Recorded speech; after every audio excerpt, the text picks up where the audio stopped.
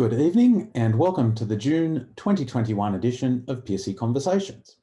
Before we begin the proceedings, I'd like to acknowledge the Gadigal people of the Eora Nation, the Boon Wurrung and Wurrung peoples of the Kulin Nation, and all of the traditional custodians who belong to the lands where the Pearcey Foundation and you, our guests, are based. We also acknowledge their elders, past, present, and emerging, whose stories, traditions, and living cultures in this country are a valuable resource, as are those of all who have come to make Australia their home. Together, we are Australia. On behalf of the Pearcey Foundation, I'd like to thank all of you for joining us this evening, a little later than usual, as we discuss the impact of data sovereignty on cybersecurity. A special thank you to our speakers for generously making the time to share with us today, and my acknowledgement to our distinguished Pearcey friends. For those who don't know me, my name is Simon Foster, and as well as being here today wearing my Pearcey hat as the Pearcey Foundation Treasurer, I'm also the President of Digital Service Providers Australia and New Zealand. And after a lifetime of leading and working in startups and various software vendors, I've recently jumped back into corporate world as Head of Product Integration and Subject Matter Expert for e-invoicing at Xero. It's my honour to warmly welcome you all. However, before I kick off today's conversation, I just wanted to make a brief mention of a couple of the great Pearcey events coming up in the second half of 2021. Our annual Pearcey Oration and presentation of the 2021 Victorian Pearcey Entrepreneur Award is to be held on Wednesday, 1st September 2021 at a sit-down dinner, hopefully, in Melbourne, once again as part of the Digital Innovation Festival, generously supported by the Victorian Government. We're thrilled to have Jeremy Hirshhorn, ATO's Second Commissioner, confirmed as our 2021 orator, who will be addressing the challenges of digital transformation with a particular focus on the importance for government services and the rapidly merging digital boundaries between government and private sector service providers. There'll be a link in the chat where you can get more information about that and purchase tickets. On the 30th of September in Sydney, again, hopefully in person, we are all set to celebrate the birth of computer science in Australia and how far we have come in the last 70 years at the 2021 Riding the Digital Wave Summit. This represents the 70th anniversary of the first computer science conference in Australia, which was held at the University of Sydney. And we have support from the University of Sydney, University of New South Wales, and CSIRO's Data 61, who are making sure that summit can happen. Again, there'll be a link put in chat with more information about that. And finally, a reminder that the search is on around the nation for entrepreneurs who have taken a risk, made a difference, and are an inspiration for the various Pearcey State Entrepreneur Awards. You can find information on our website, pearcey.org.au. Okay, now to the topic at hand. I'm thrilled to be moderating today's session on the impact of data sovereignty on cybersecurity, and to be joined by four highly esteemed individuals in the space. All the way from Dublin City University, Dr. Eduardo Celeste, who's the Assistant Professor in Law, Technology and Innovation at Dublin City University. We also have Kate Carruthers, who is the Chief Data and Insights Officer at University of New South Wales. Rachel Greaves, who is the CEO at Castlepoint, and Stuart Hudson, Partner and CTO of Outside Insights and 2Dam Creative. The inspiration for this topic came from a tender I was doing at a previous company where we're looking at doing something around health records and ran into a challenge where if you're using AWS or Azure, so cloud systems, it's very difficult to actually maintain the data in one country. And in fact, often from a security perspective, it makes more sense to spread stuff across multiple jurisdictions. And so I went seeking some academic research on this, and I found Eduardo's paper, which goes into this detail, and off the back of that, decided this will be a really interesting conversation to have, and thus we have our esteemed contributors. So what I'm going to do now is ask each of them to say a little bit more about themselves and where they sit personally on the topic of data sovereignty. And Eduardo, if I can ask you to begin and set a bit of set the stage, as it will, with a definition of terms and some examples from EU policy. Eduardo. Thank you very much, Simon, for your introduction, and thanks to the Australian Friends of the Pearcey Foundation for inviting me today. It's really an honor for me to be here virtually with you to speak about data sovereignty and cybersecurity in a time where both these topics are extremely important for our societies and our economy. So as you said, Simon, yes, I was a co-editor of a book on digital sovereignty, specifically focusing on transatlantic relations between EU and US. And what we essentially discovered with my colleagues was that although the term data sovereignty is already in use since a couple of years among politicians and media policymakers, in reality, there is no univocal definition of what data or digital sovereignty really means. We can remember that back in 2017, Emmanuel Macron, the French president, was one of the first actually to use this expression, digital sovereignty, as a sort of like the rationale of a new EU policy aiming to relaunch the EU economy in the digital sector against, of course, the superpower of US and China in this sector. And more recently, the German Chancellor Angela Merkel also relaunched this concept to support the European project of Gaia X, which is the name of the new cloud made in the EU. Of course, once again, the purpose is to relocate data within a specific territory, in this case, the European Union, in order to subtract power from other companies located elsewhere outside the borders of the EU. What I would like to briefly do with you is to explore a bit the etymology and maybe like the historical context of the expression digital sovereignty and data sovereignty. Data sovereignty is somehow an oxymoric expression, we could say, because sovereignty, of course, is a very evocative expression. It reminds us the concept of like borders, territory, citizens. At the same time, we know that data actually overtake, of course, any like physical borders. The idea of a digital world is the idea of a borderless world that, of course, overtakes any physical boundary. And historically, it is very interesting to notice that the notion of the expression sovereignty evolved in terms of like meaning. So the term sovereignty derives from Latin. Superanos means what stands above. However, the notion of sovereignty until the end of the Middle Ages referred to a relative preeminence. We can remind the examples of the King of England, the kings of England, who were at the same time, of course, sovereign in their own territories, but at the same time they were they were vassals of the kings of France.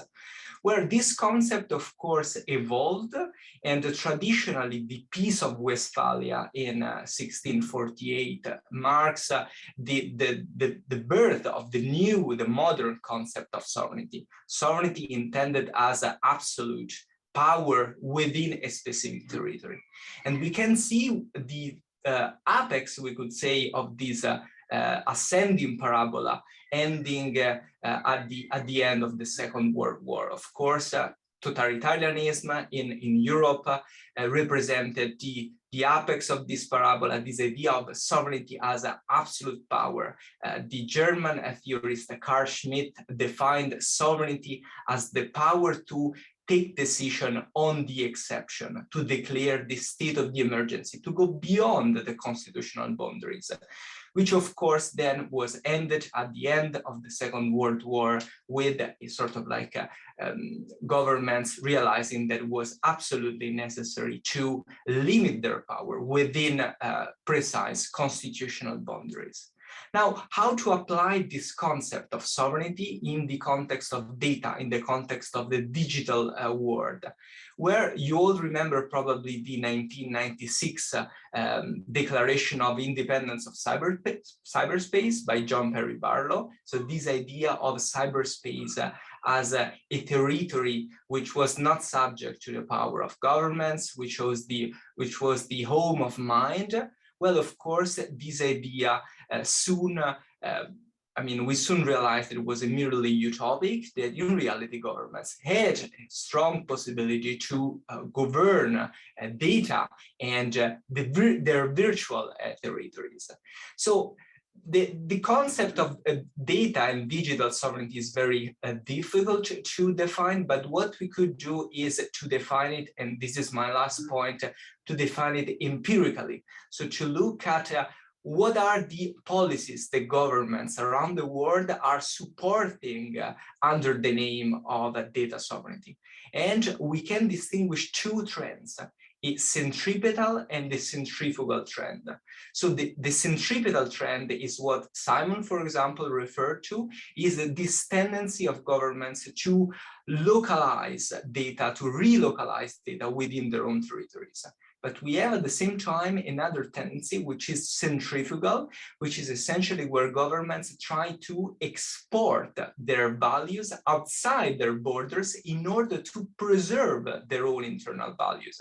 Just a couple of examples, the European right to be forgotten. We decided that we want this right actually to be enforced even outside the European border.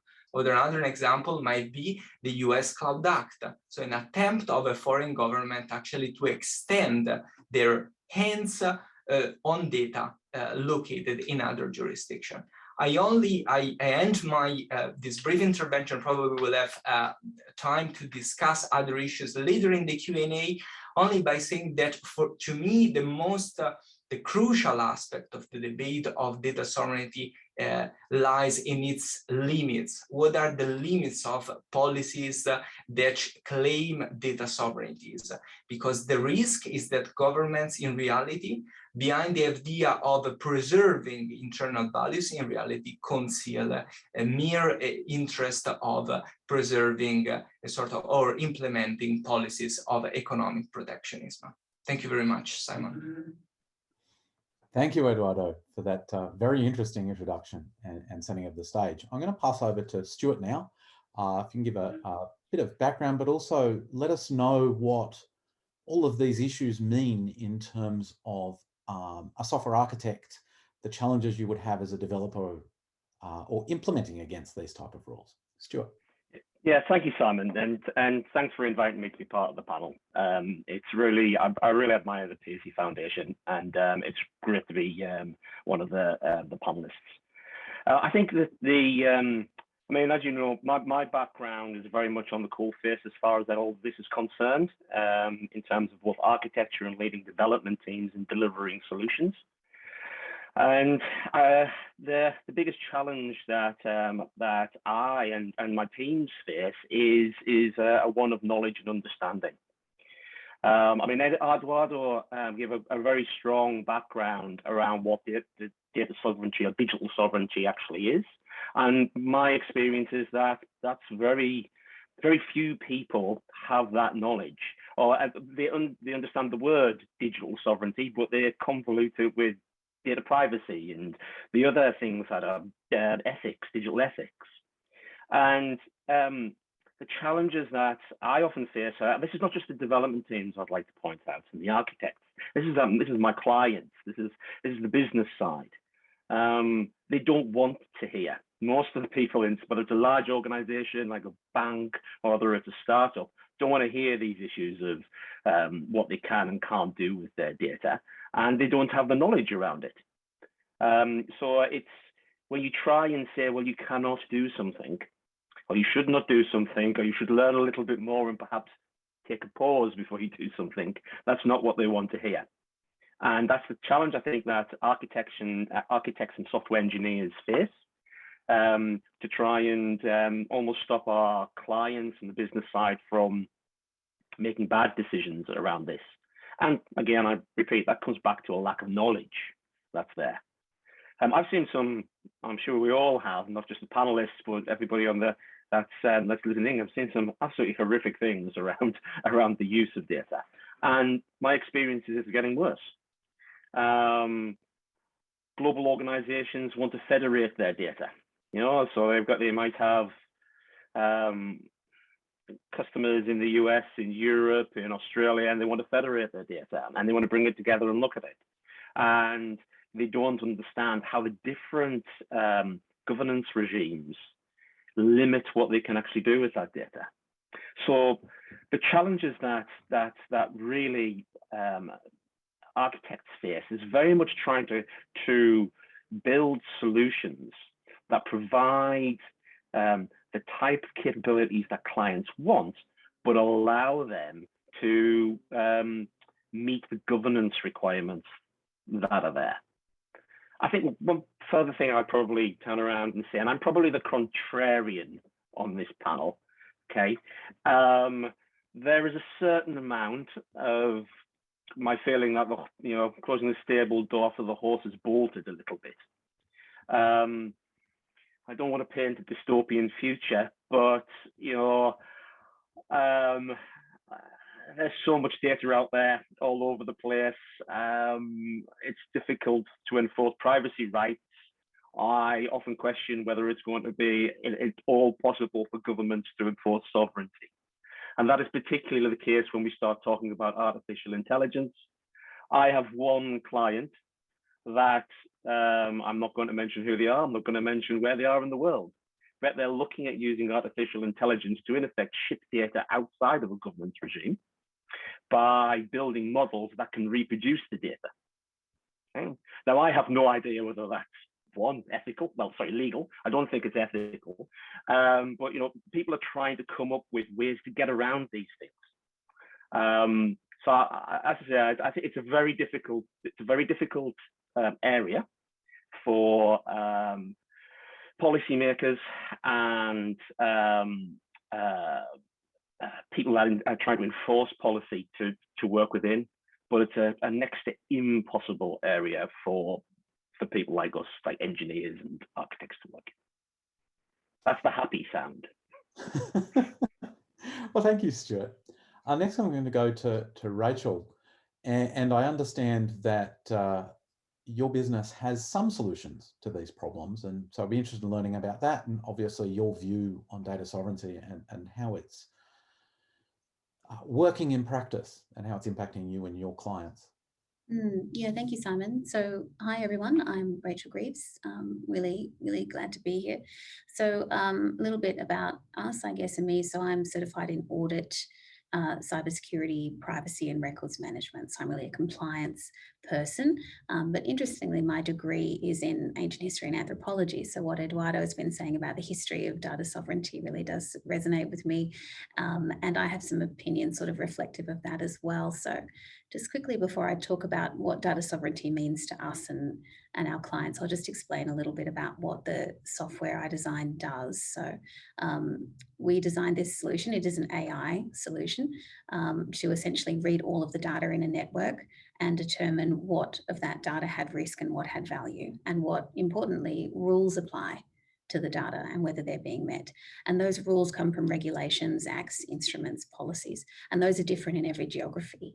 So hopefully that's enough context about who I am and why I'm here. But for me, the discussion around data sovereignty is really one that needs to be carefully defined, because data regionality, like where we store data geographically, is quite different to data sovereignty. And the way that I usually explain it is that we can have states, and we can have nations, and we can have nation states. So a state is a region, geographical boundary drawn up that says this is a state. A nation is a shared set of values, language, and culture. And we have that in the cybersecurity world. We have a sense of shared ethics and values around how we treat data. And a nation state is when we join the two things together, where we have a region that has a cohesive culture, a nation within it, and that creates a nation state. And that's what data sovereignty really is. It's saying we're going to combine regional treatment of the data with a set of values and mores and ethics and rules around the data. And that's what the sovereignty part really is. So that gets tricky, because different regions and nation states politically around the world have different sets of rules and values. And even within Australia, for example, we have different states with different rules. And we've seen that the expectations maybe of the public in terms of how their data is treated aren't really aligning with the uses of that data by the police forces in those states, for example. We've seen that in the last few weeks, 3 states now, a few to go. This isn't just a matter for cross-ocean boundaries. You know, this is something that happens within our nation states as well, in terms of what rules apply to the data, in terms of where it's kept. Well, thank you very much. I just want to highlight as well, we have a Q&A button you can use to ask questions. You can also use chat if you're more comfortable with that. Please do ask some questions of our panelists or things. We've already received a few. At which point I'll pass across to Kate and get your perspective as someone who's responsible for the data in a public institution and what this means to you and how it's impacted your job. Thanks, Simon. Yeah, so I'm the Chief Data and Insights Officer at the University of New South Wales in Sydney, Australia. And I'm also an adjunct senior lecturer in the School of Computer Science and Engineering. So I'm looking after all of the data in an organisation that's really diverse, and everything everyone has said resonates with me. But the other thing, as a business, we're in a university, but we're also a business, data is also an asset for us. And we need to be able to derive value from that. We need to be able to manage risk and control it. And we need to be able to ensure that we can have standards applied, our standards applied to our data, wherever it is. So there's some baseline things that we need to ensure.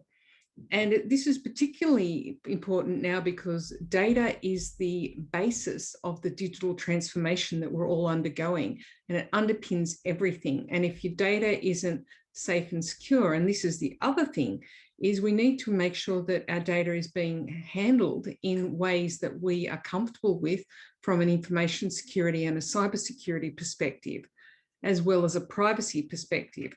And there is, you know, an increasing plethora of different privacy legislation that we have to comply with here, because people apply it to their sovereign citizens, to their own citizens in our jurisdiction. So these things all intermesh.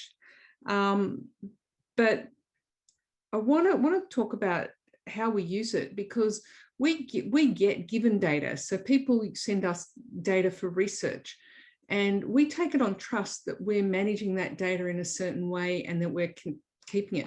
And if we send that data off to Uzbekistan, our chances of maintaining all of those standards and security are much reduced. So there's the practical matter of you want to keep your data in a jurisdiction where you can trust the rule of law and contracts will be respected, so that your data will be treated in the way that you really want it to. And that's fundamental. And I think that's fundamental for most businesses. In the context of this, we get a lot of health data, and health data is typically given to us on the basis that it doesn't leave our borders. And in the cloud, in all the big clouds, Google, Azure, and AWS, you can actually make sure that your data doesn't leave the jurisdiction, and you can even have it across multiple high availability zones in our jurisdiction. But increasingly with software as a service, you have no say in that. And that becomes a real issue for us, where we've had data entrusted to us and we have standards that we want to apply, where we contract with a third party and they go, yeah, your data is in a particular place and we don't care. And you've signed up with us and you just have to live with it. And this is an ongoing contractual issue for us. So we actually spend a lot of time now dealing with our software as a service vendors in the contract phase and getting clarity as to where they're storing the data, how they manage it, how they secure it. And quite often it's quite horrifying when you realize the poor practices. So for example, you know, we use PageUp for our recruitment, as do many other big organizations. And literally the week after we went live, they had a major data breach, which was a huge nightmare. So that's all part of this landscape of data as an asset. It needs to be secured. It needs to be maintained in a safe way. And increasingly, that's a challenge. Thanks, Kate. And that's a great segue back into the idea of our conversation, which is how you can achieve cybersecurity. And so for a SaaS vendor, when you're looking at the latest serverless tools, for example, and distributed databases, your challenge is, how do you meet every client's sovereignty requirements? And I'll pass across to you, Stuart. Have you run into any of that, particularly when you're looking at, say, those serverless databases and sharding? I want you to give me some views. I'm going to go back to Eduardo because I know that was part of the paper that I found and get the perspective there. So, Stuart. Yeah, definitely. Look, I was really interested in hearing what Kate was talking about in terms of the challenges that she faces from a business side. And also that the comment that Kate made about data being an asset. There are architectural solutions around where data is resident.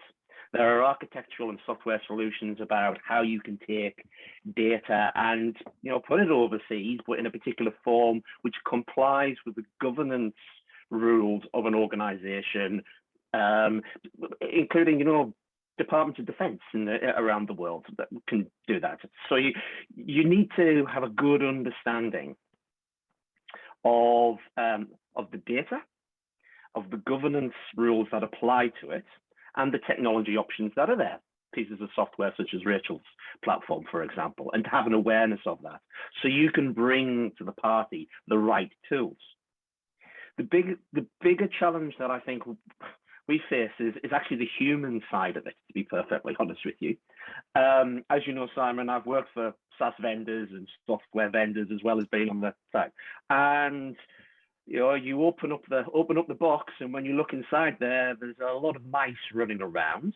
And you might sign up to a global SaaS vendor with a beautiful product and find out that they're using offshore development teams in Uzbekistan, for example. And they'll talk about their data loss prevention plans and all this sort of stuff, but it's pieces of paper. And from a cybersecurity perspective, we all know that social engineering is one of the best attack vectors that you can actually have into any sort of platform. Right? It's the one thing you cannot prevent. And I think that's one of the bigger risks. And this is why, from a kind of a governance perspective, you've got to go beyond the technology piece. Your responsibility as an architect is to actually not just produce a wonderful TOGAF diagram or put something together. Your responsibility is to go a bit further and to look at the people side of the equation as well. You won't be able to solve a problem, but you can certainly mitigate it, and then you can turn around to the people who are the business stakeholders and provide them sound and sage advice about the risk and what they can do to try and mitigate it. So that's where I think that's where we need to lead as an industry, is in that space, and to do that we need this level of understanding. Thank you, Stuart. And I'll pass across Eduardo if you had any thoughts on that. Many thanks, Simon. Yes, I would like actually to add on what Stuart and Kate have just said. I think that especially from a theoretical perspective, I can perfectly understand that there might be a technical solutions, and of course the human aspect is extremely important. However, from a legal perspective, is also extremely important to underline that the location, the residence of data doesn't tell us definitely whether, for example, national security authorities of the jurisdiction where data are located can access or not those data, and even like foreign national security agencies. So I mentioned previously the example of the US Cloud Act. The US Cloud Act was a piece of legislation introduced in the US essentially to circumvent this obstacle. The case that gave origin to this piece of legislation was the Microsoft case. Essentially, Microsoft relocated some data in Ireland, within its own subsidiary, Microsoft Ireland. The US instead of like using any like bilateral or multilateral agreement in order to request this data, essentially knock at the door of Microsoft Ireland, pretending, because Microsoft is, of course, the mother company is incorporated in the US, to access this data. And now is actually a possibility, a legal possibility for US authorities to access this data. So I think that for this reason, where the data are located, on the one end is important, but on the other end is extremely difficult to have actually the full picture of the possibilities also of like foreign authorities, whether they can or cannot access those data.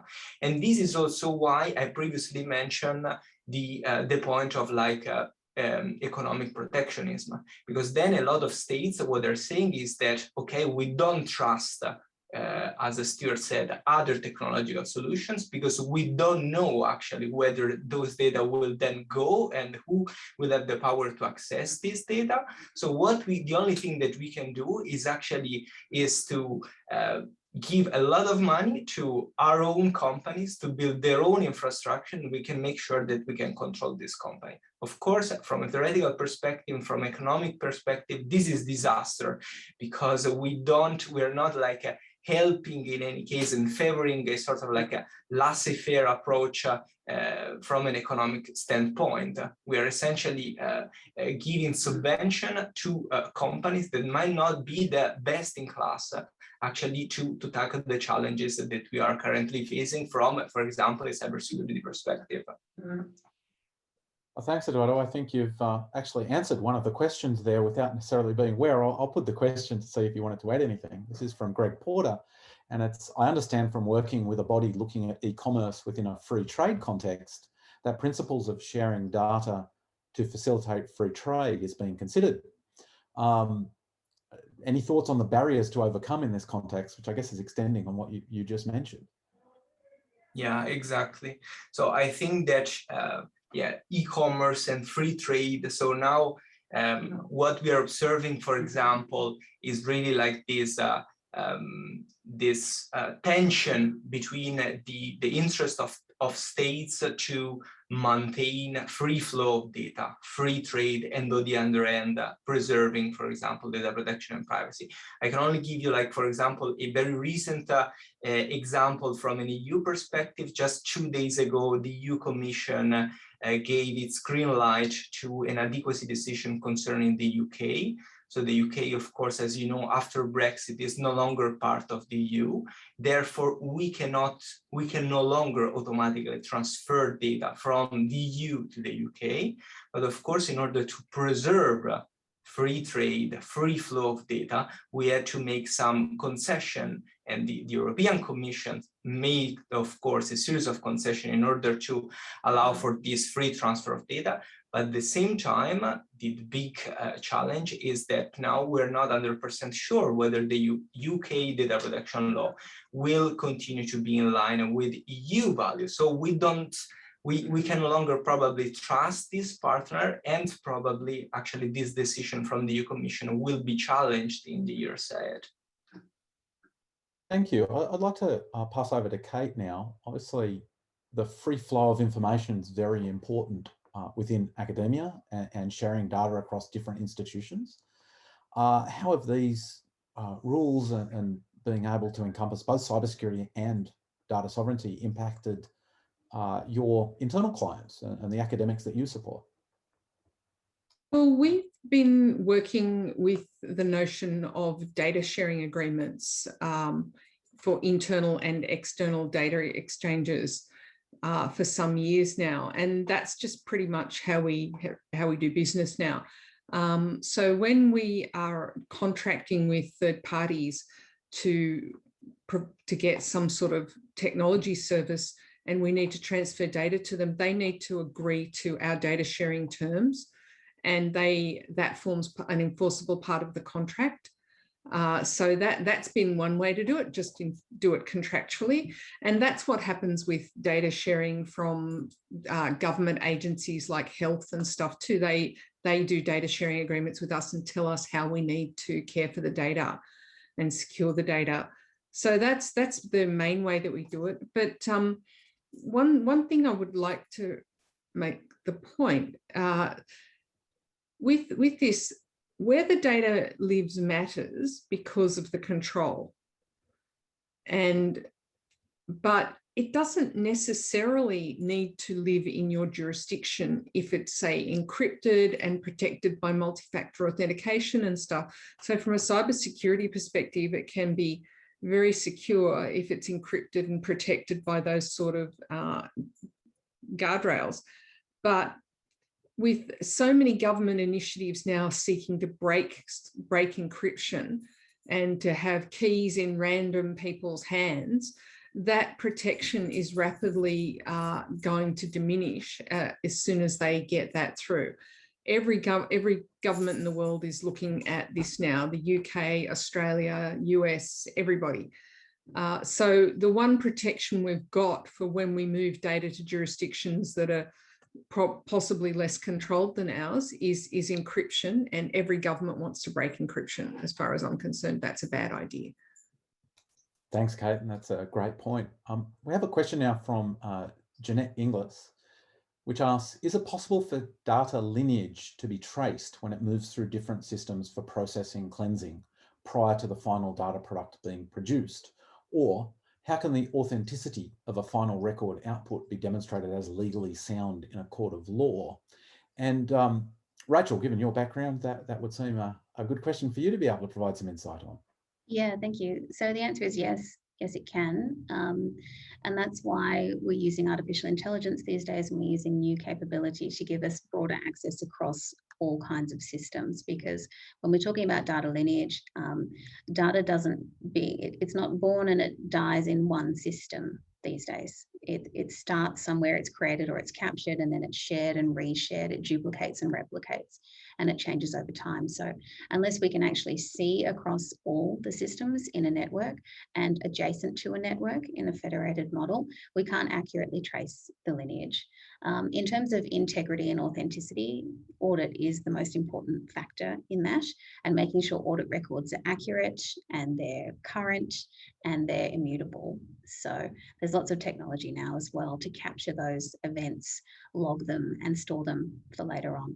So yes, definitely we can track lineage now, and we should be, because the real issue that we're talking about today when we talk about sovereignty is risk. You know, it's about cyber risk, availability, and breach of those expectations that our clients have of us and that we have of our jurisdiction to protect data in a way that matches our value system.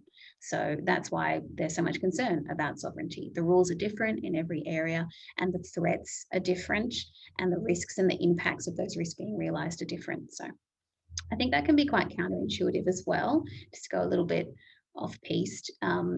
We tend to think, you know, like China bad, US good, Five Eyes secure, other nations not secure, when actually, you know, the Cloud Act and the Patriot Act will actually give the US government as much access to your data in that jurisdiction as the Chinese government would have in theirs. So we see a lot of, you know, obviously reasonable skepticism about platforms like TikTok, but we're not so worried about Facebook, which actually captures the same quantum of information and stores it in that jurisdiction. So, and finally, the other thing that is quite counterintuitive is that often an offshore solution is actually more secure than a sovereign local solution.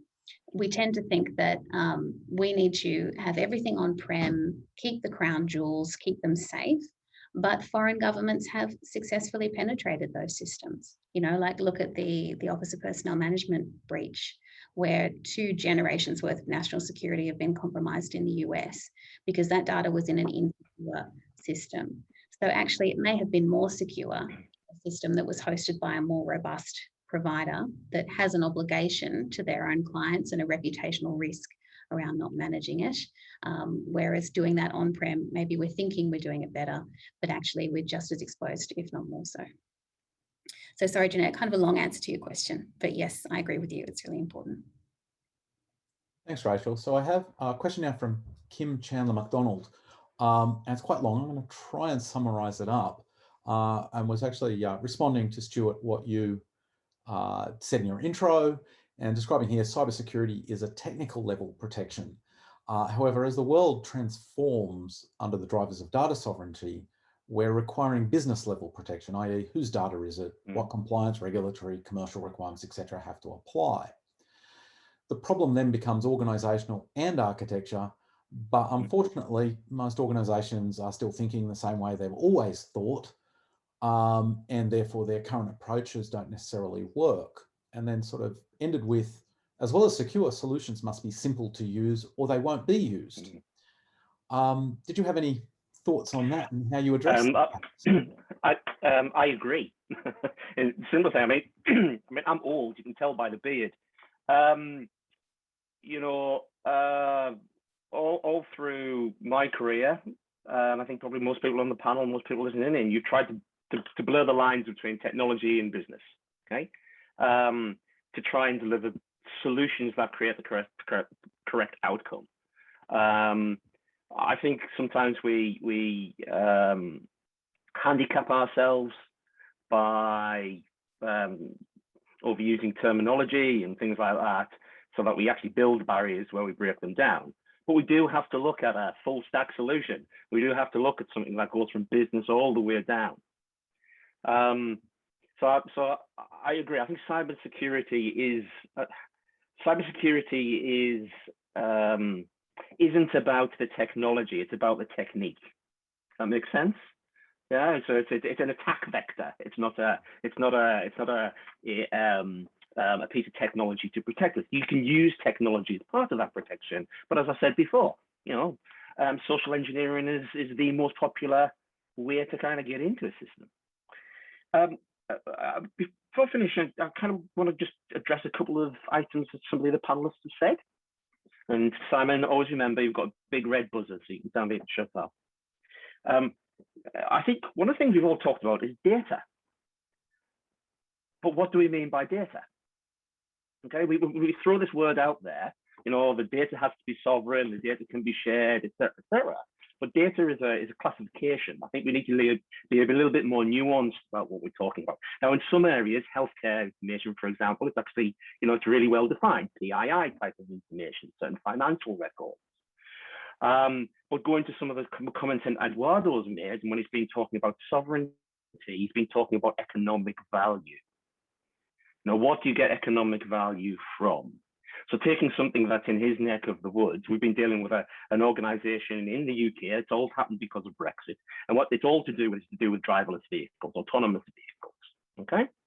And the sharing of drivers' vehicle information across Europe, and sharing information about the roads and road conditions, etc., okay?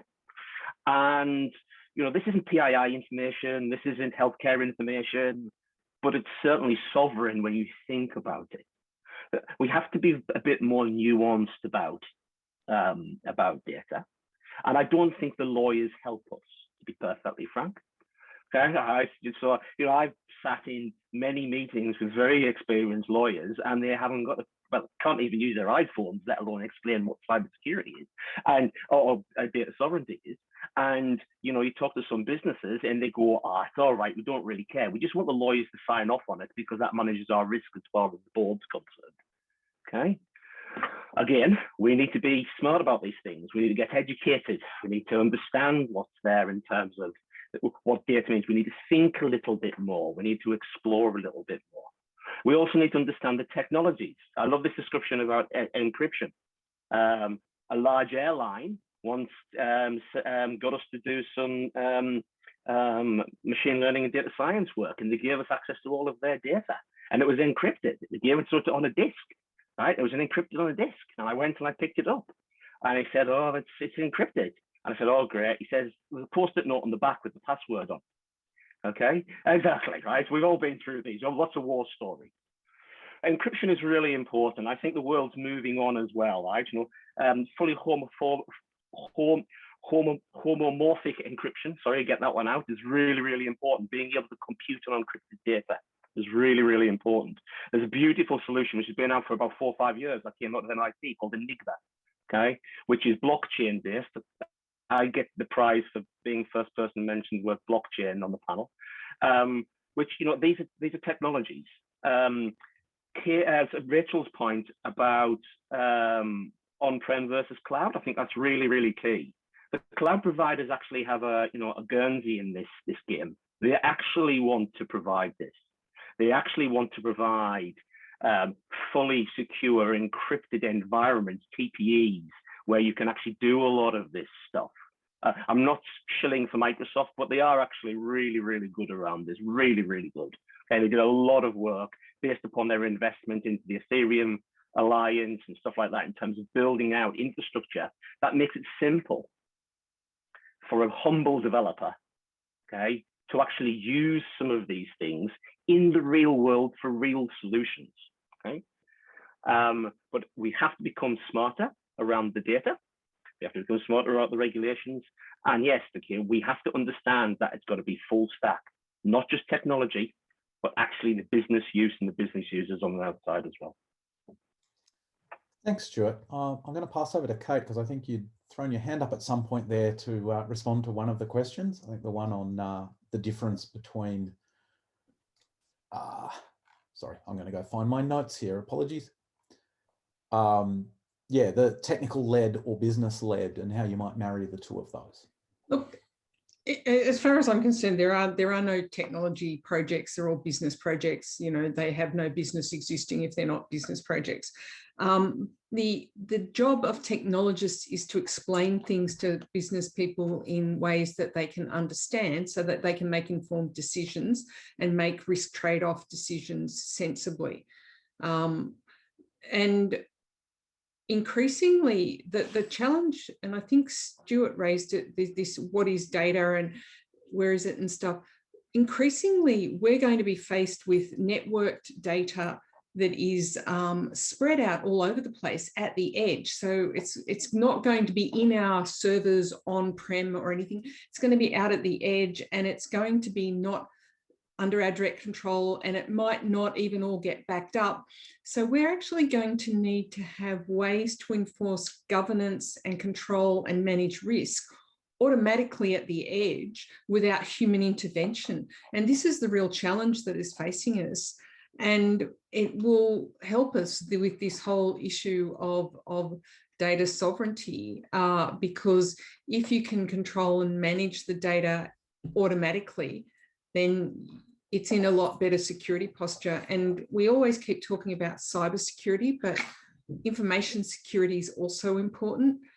So, the external threats to data are many and varied, and everybody thinks about that. But the need to keep the data secure, confidential, can maintain its integrity and maintain its availability is really an imperative. And increasingly also, we're now moving to serverless.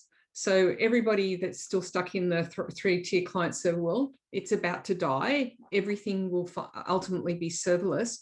And this raises new, fresh jurisdictional hell for us all, as we're using server functions that might be in a different jurisdiction, and how are we passing the data and how are we architecting it. So it does become a full stack discussion, but in the serverless context. So we need technologists that understand these issues. We need technologists that can understand the legal and privacy issues, as well as the technology stack, as well as the cyber and information security.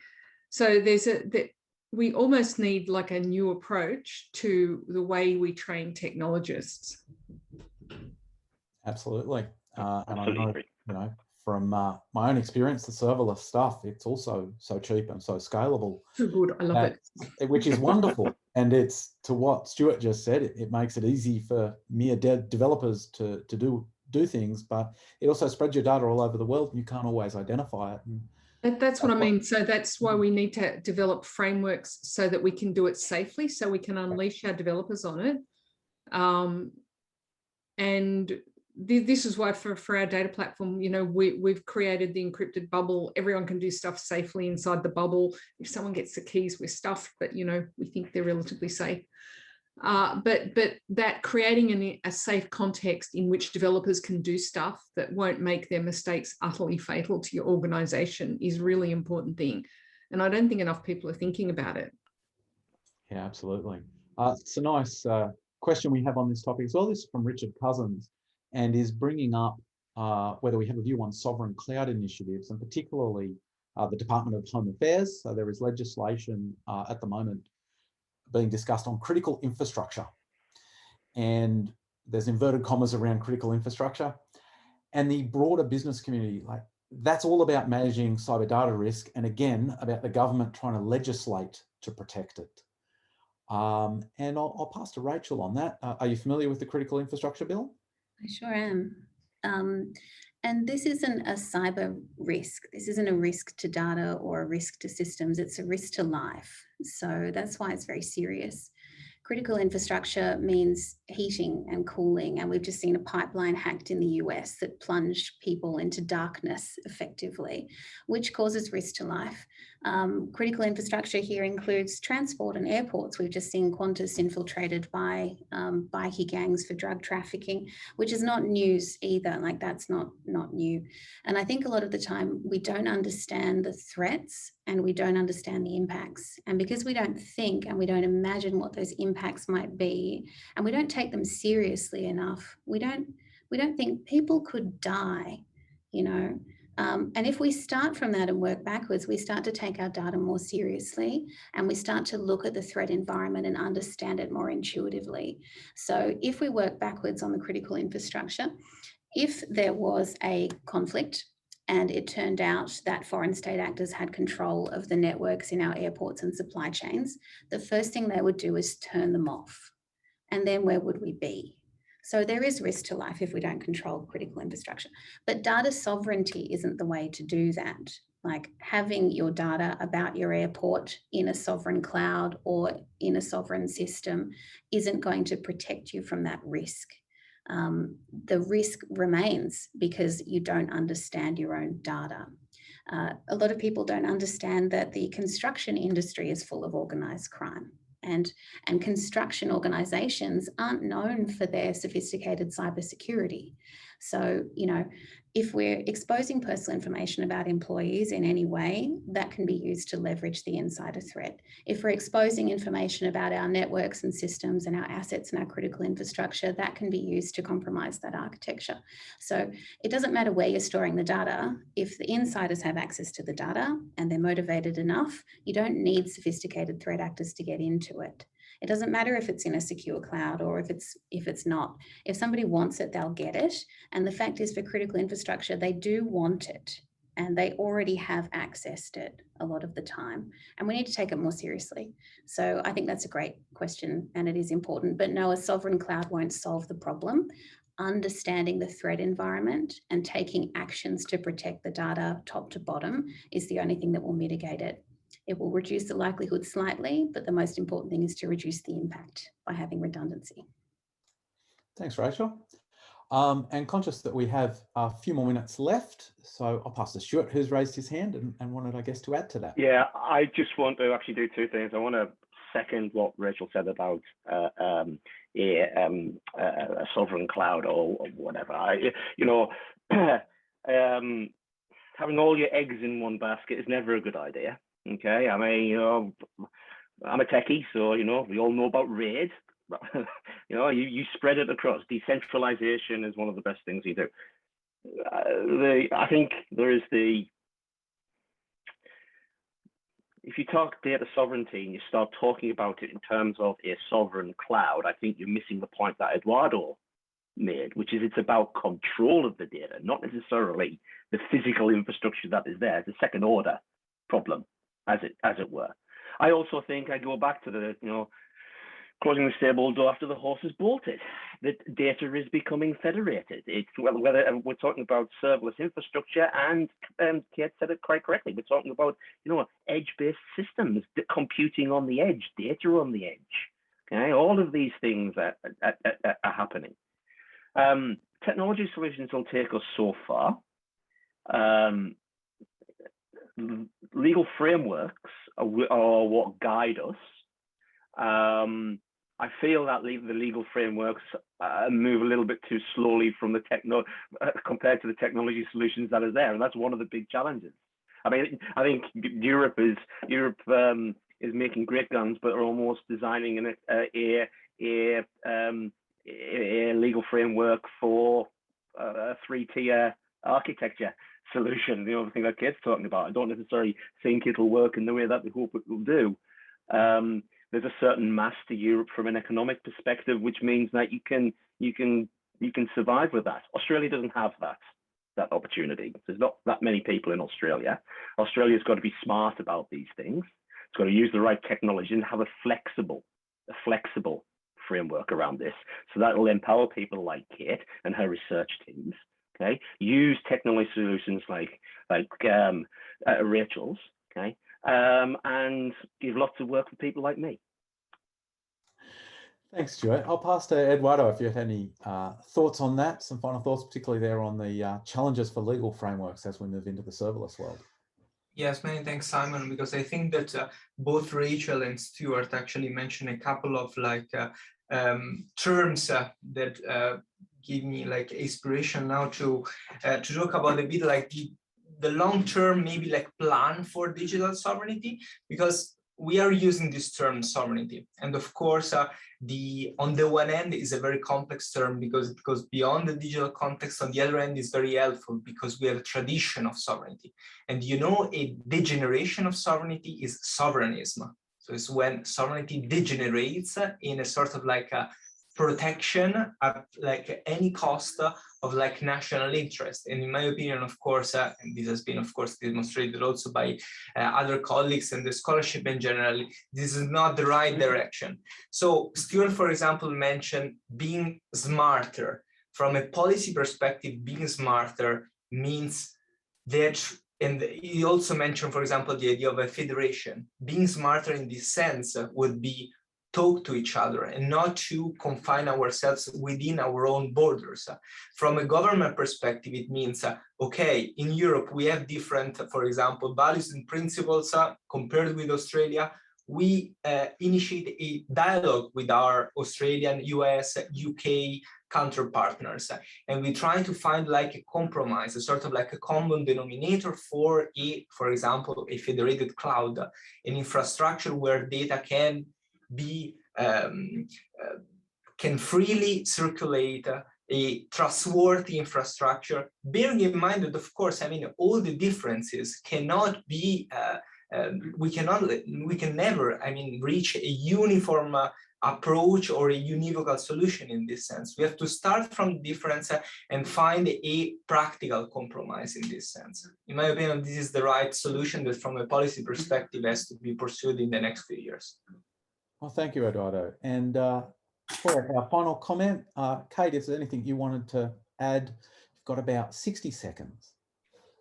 The main thing that we need to do is work collaboratively with our sovereign government and provide industry input to them so that they can start to drive sensible policy solutions for us. So there is a federal government data sharing bill at the moment that I've been collaborating with the government on this.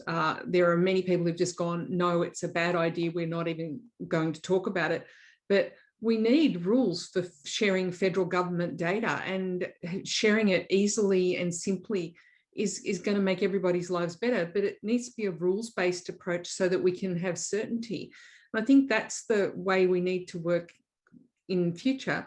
And I point to the international standards, the ISO, the IEEE, the W3C, all of those international standards.